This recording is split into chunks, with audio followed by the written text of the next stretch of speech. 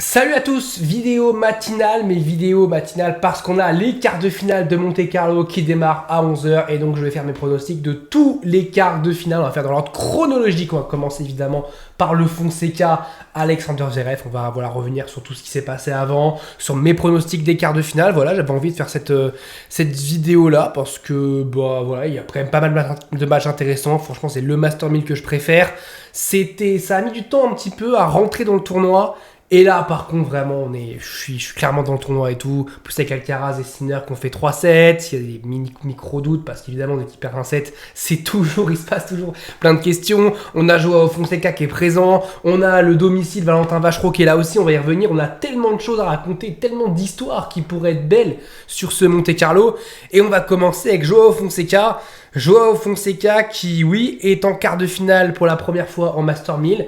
Oui, Joao Fonseca a dominé Matteo Berrettini. Ça a été bien plus facile que son match, notamment face à Rinderknecht, qui a été très très très compliqué. Ça a été un très bon Fonseca, parce que je rappelle que Berrettini n'avait pas perdu un seul jeu. Il avait mené 4-0 avant l'abandon de Roberto Bautista Agut et il avait mis 6-0 à Dani Medvedev. Donc il est arrivé en quart de finale, en huitième de finale, sans perdre un seul jeu. Berrettini, ça va être assez rare quand même sur deux matchs. Alors il y a eu un match qui a été tronqué, mais quand même sur 16 jeux, en perdre 0, c'est vraiment bien pour Matteo Berrettini. Mais Joao Fonseca qui l'a sorti. Et moi, la question que je me suis posée au moment où Fonseca a gagné, c'est est-ce qu'il va pas faire son premier gros fait d'armes à Monte-Carlo en Master 1000? Est-ce qu'il va pas faire son premier gros coup, en tout cas en Master 1000, parce qu'il joue face à Alexander Zverev, qui est bon mais tendu. On l'a vu face à Garin, il menait 4-0, service à suivre, il arrive à revenir, à gagner ce match. C'est d'ailleurs une prouesse mentale de revenir quand même, parce qu'à 4-0, service à suivre, tu te dis que le scénario où Zverev y perd, en plus c'est une journée où Rublev a perdu, où t'avais Tsitsipas la veille qui a perdu, t'as Medvedev qui a perdu, tu t'es dit la nouvelle génération, la next gen comme on l'appelait, ils vont tous perdre au premier tour dès le début. Et non, Zverev qui a réussi à se battre. Ensuite face à Zizouberg, c'était un peu mieux, notamment dans le premier set. Après le deuxième, c'était un peu plus compliqué. Mais voilà, Zverev, j'ai du mal un petit peu à le jauger. Et Fonseca, je me dis, est-ce que ça peut pas être sa perf, son premier gros coup en Master 1000? J'ai pas de souvenir d'un gros coup en Master 1000. Je sais qu'en Grand Chelem, évidemment, il a déjà fait un troisième tour, il a déjà battu Rublev, évidemment en Grand Chelem, qui était top 10 à ce moment-là. Mais j'ai pas le souvenir en Master 1000, il y a peut-être un match en Master 1000, j'ai pas le souvenir d'un gros match de Fonseca en Master 1000, d'une victoire en tout cas, parce que face à Sinner, c'est vraiment un très bon match, d'ailleurs il a des balles de 7. Mais ouais, je vois Fonseca gagner en 3-7. Je vois Fonseca s'imposer en 3-7. Je vois la première surprise du jour. Alors peut-être que je surcote un petit peu Fonseca, mais on le surcote un petit peu tous. Mais j'ai envie que Joao Fonseca brille sur cette terre battue monégasque, brille voilà, sous le soleil et nous fasse une perf de dingue. Et franchement, ce serait une première demi-finale pour Joao Fonseca en Master 1000. Donc voilà, mon premier pronostic, c'est Joao Fonseca qui s'impose en 3-7 face à Alexander Zverev. Le match, au moment où je tourne le soir, mais le match, au moment où vous avez regardé la vidéo, soit il est déjà fini peut-être, soit il va commencer, soit il est en cours, donc peut-être que j'ai complètement tort. Ça a peut-être fait 6-2, 6-2 pour Zverev.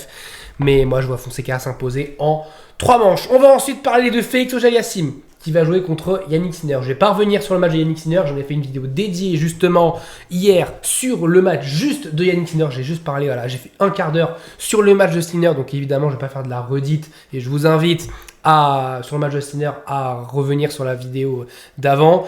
On reviendra après sur Alcaraz, c'est un petit peu passé la même chose, mais voilà, sur Yannick Sinner, j'ai fait mon analyse, donc je vais pas y revenir. Mais Félix Auger-Aliassime qui a eu un set très très accroché, très long face à Casper Ruud. Ça a été vraiment... Quand le premier set il dure 1h10, tu te dis quand même que le match il peut facilement aller dans les 3 heures, parce qu'en plus je crois qu'il s'arrête, au moment où il s'arrête on est à 7-5 de partout, on est à 1h43 de jeu, donc on a un quart d'heure d'être à 2 heures alors qu'on est au début du deuxième set. Casper Ruud qui malheureusement est déjà de mollet. Inquiétude pour Casper Ruud parce qu'il a quand même gros à jouer, il a 1000 points à défendre à Madrid, donc il a son titre à Madrid, donc attention pour Casper Ruud. Pour Félix, c'est bien parce que ce premier match face à Cilic était un peu bizarre, notamment ce premier set où il y a eu 6 breaks dans le set. Ça a été un match bizarre et ouais, Cilic était pas loin quand même de le prendre, même si le tie-break a été maîtrisé globalement par Félix Auger-Aliassime.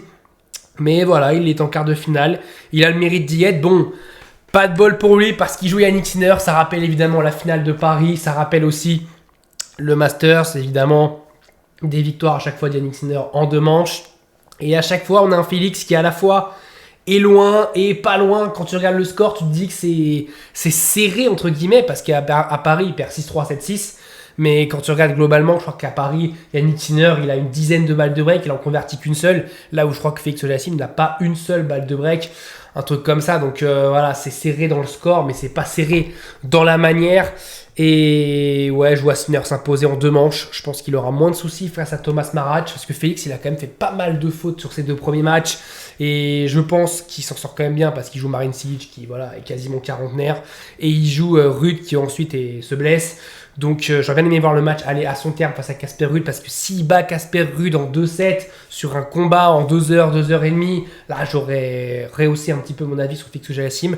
Je pense quand même que voilà, c'est très bien qu'ils soient en quart de finale, mais je ne le vois pas en tout cas être assez dangereux pour battre Yannick Sinner, qui va reprendre sa marche en avant. Donc voilà, pas de souci pour Yannick Sinner. 3e match, on va parler de Carlos Alcaraz. Carlos Alcaraz qui, face à Etcheverry, j'ai l'impression qu'il a décidé un petit peu de recopier Yannick Sinner. Un premier set où tu te dis, bon bah, quand tu regardes le premier set, tu vas lui mettre 1 et 1, clairement, tu te dis ça, clairement, parce que tu regardes le premier set, c'est, voilà, Sinner a défoncé Marach dans le premier set, Alcaraz, il défonce Etcheverry dans le premier set, il lui fait ce qu'il veut, et puis, tu as ce début de 2e set où, pareil, il y a des occasions de break, je suis pas sûr qu'il y ait des occasions de break, en tout cas, il a un jeu à 40A, on a Etcheverry qui s'en sort. Ensuite, Etcheverry qui fait le double break. Alcaraz va pas revenir et ensuite aller au tie break, mais il va sauver un break et pas. Après, il va perdre quand même 6-4. Et puis le 3e set qui a été quand même plus serré parce que Etcheverry a imposé une plus belle résistance que Marach. Mais on a Alcaraz qui, pareil, break assez tôt dans ce début de 3e set. Après, il sauve quand même une balle de 4-3, une balle de débreak à 4-3. Donc Alcaraz qui était un petit peu chahuté à ce moment-là. Mais après, il s'en sort. Jeu aussi compliqué pour terminer le match. Il s'en sort, il remporte ce match 6-4. Du coup, ça a été compliqué pour Alcaraz ce match. Mais il s'en sort. Et souvent, avec Alcaraz, il y a toujours un petit match par-ci par-là où tu te dis que c'est le moment où il faut prendre Carlos Alcaraz. Est-ce que c'était pas le jour où Alcaraz était le moins bon? Peut-être. Mais voilà, Carlos Alcaraz qui au prochain tour va affronter Bublik. Ça par contre c'est un super match parce que Bublik joue vraiment très très bien. Bublik c'est devenu un joueur de terre battue. Il est monstrueux sur terre. Je rappelle qu'il a remporté 2 titres. Après Wimbledon il remporte 2 titres. Je crois que c'est Kitzbühel et Pstadt, un truc comme ça. Il remporte 2 titres sur terre battue. Il fait quart de finale à Roland Garros. Quart de finale à Monte Carlo. Bublik c'est quasiment sa meilleure surface en ce moment. Parce que sur dur c'était un peu compliqué. Le Double Sunshine était un peu compliqué pour Bublik. Et là, on retrouve un Bublik qui retrouve des couleurs, qui se retrouve en quart de finale de Monte Carlo. Et ouais, match très intéressant face à Alcaraz. Je vois Alcaraz quand même s'imposer. En 3-7, je me dis qu'on a un Bublik qui est vraiment très bon et qui sur un set, s'il est injouable au service, qu'on a Alcaraz qui fait un peu comme face à Etcheverry et qui pendant 2-3 jeux est pas dedans, peut-être ça suffit pour Bublik de le breaker et de tenir son jeu de service jusqu'au bout pour faire un petit 6-3 ou un 6-4. Mais je vois quand même Alcaraz s'imposer en 3 manches. Mais je pense que ça peut être un super match. Pour l'instant, j'ai 2 matchs en 3 manches et un match en 2-7. Que va donner le dernier match entre mon coup de cœur, clairement, de Monte Carlo et Valentin Vachereau qui... Ouais, que dire, parce que déjà, face à Juan Manuel Cerundolo, le scénario, il était pas bon du tout. 7-5, 2-0, balle de 3-0, balle de double break. C'était un petit peu la douche froide pour Valentin Vachereau à domicile, maintenant qu'il a un nouveau statut. Je rappelle, c'est la première fois qu'il participe à Monte Carlo sans être wildcard dans ce tournoi. Il a mérité au classement cette place. Et il était d'ailleurs pas loin d'être de série aussi, mais il s'en sort face à Juan Manuel Cerundolo. Il explose, hein, il lui met 6-3, ou alors 6-2, même 6-2, 6-1. Il explose complètement Juan Manuel Cerundolo dans le 2e et le 3e set. Ensuite, tu as ce match face à Musetti, qui est dingue aussi. Au Musetti, tu sens qu'il a pas de drill, pas de confiance, mais tu as quand même un Vachereau aussi qui joue très très bien. Et puis ce match face à Hubert Hurkacz, où pareil, il mène quand même 4-0 dans le premier set. Il perd ce premier set. Le scénario, il est affreux. Et tu te dis, en fait, il va perdre le match. Et tu te dis, bon, c'est déjà très bien. Il est en 8e de finale. Hurkacz aussi joue vraiment très très bien. Et Hurkacz mérite d'aller en quart. Et non, il continue à se battre, à cravacher. Puis il y a ce 7e jeu dans le 3e set qui est complètement dingue. Franchement, gros coup de cœur pour Vachereau parce que ce qu'il fait, c'est juste fou en fait. Voilà, moi je suis impressionné par ce qu'il fait, par ce déclic qu'il a eu à Shanghai. Je rappelle qu'à Shanghai, il sortait des qualifs. Je rappelle surtout qu'il n'était pas prévu pour faire les qualifs de base et que sans l'abandon de Luca Nardi, peut-être que tout ça dont on parle n'arrive pas. Peut-être que tout ce qui se passe là n'arrive jamais. En tout cas, si Luca Nardi n'abandonne pas, déjà il ne peut pas faire Shanghai. Donc il ne remporte pas Shanghai, ça c'est sûr. Il n'est pas aussi bien classé, il n'est pas autant en confiance. Et là, il a des super victoires quand même, Valentin Vachereau. Et au prochain tour, ce sera face à Alex de Minaur. Alex de Minaur, joueur que j'aime beaucoup aussi évidemment.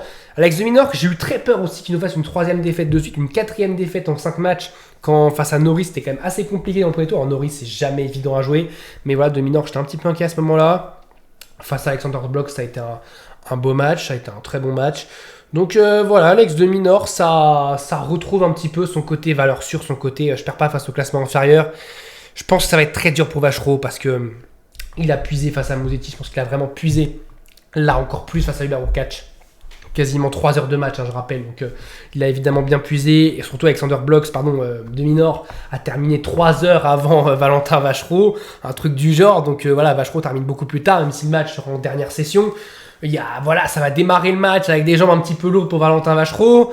Alors ok, il y aura le public qui va le pousser et tout, mais c'est compliqué face à Alex de Minaur qui a déjà été demi-finaliste ici à Monte Carlo, qui est un joueur très solide sur terre battue. De toute façon, ça aurait été sur gazon ou sur dur, j'aurais dit aussi. De Minaur qui est un joueur très solide sur dur, très solide sur gazon.